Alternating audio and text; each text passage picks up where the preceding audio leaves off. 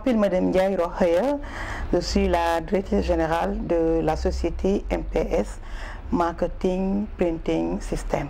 Comme nous le savons, la femme occupe une place très importante dans la société d'une manière générale, mais surtout la société africaine, vu l'organisation en partant même de la maison, l'organisation de la famille, la gestion de la famille.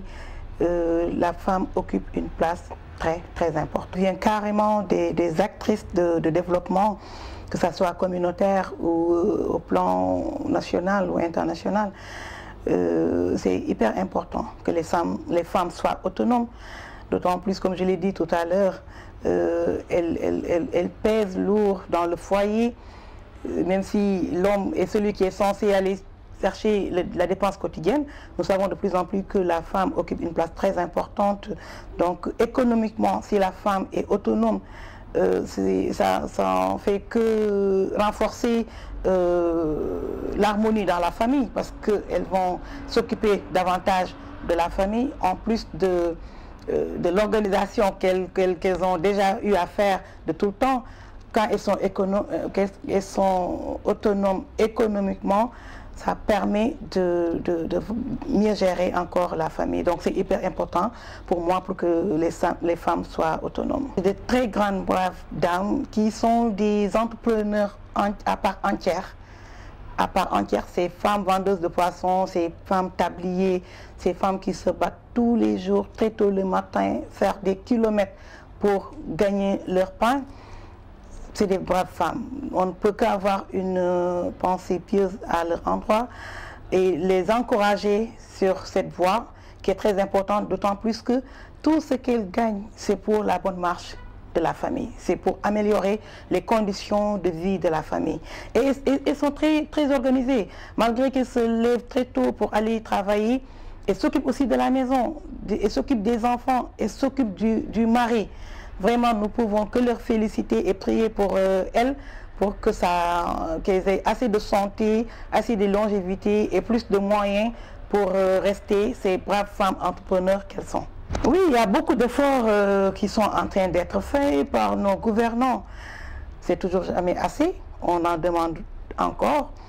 Des efforts sont en train d'être faits, mais comme je l'ai dit, hein, il faut encore plus. Déjà, le côté l'autorisation parentale. Aujourd'hui, jusqu'à maintenant, si vous avez un enfant qui doit voyager, si le père ne donne pas son avis, il ne peut pas sortir du territoire. Il y a ce genre de choses quand même. Je pense qu'il y a des actions qui sont en train d'être menées en ce sens, mais ce n'est pas encore carrément concrétisé.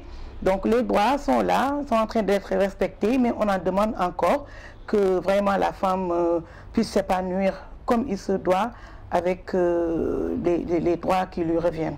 Les acquis, hein, bon, je ne suis pas juriste, je sais que quand même de plus en plus nos gouvernants font énormément d'efforts pour les femmes.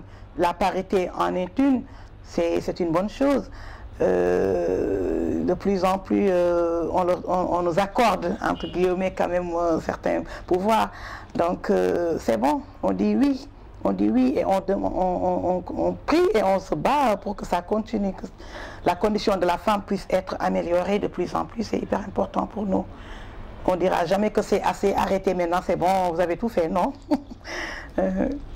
Surtout cette année de 2019 où quand même nous avons noté énormément de violences faites aux femmes, des meurtres, des viols, sans oublier la pédophilie. Vraiment c'est désastreux et c'est pathétique. Bon, heureusement que une loi a été votée dernièrement et adoptée, je pense, pour criminaliser ces violences faites aux femmes. Nous en avons besoin.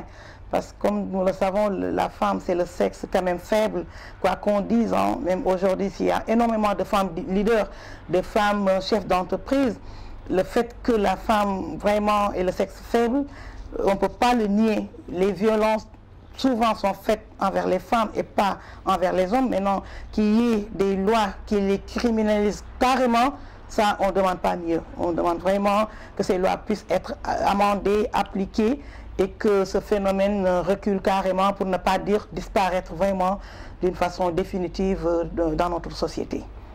Oui, dis femme africaine et leadership, moi ce que je dis, c'est que la femme déjà, ce que je considère est déjà entrepreneur chez elle.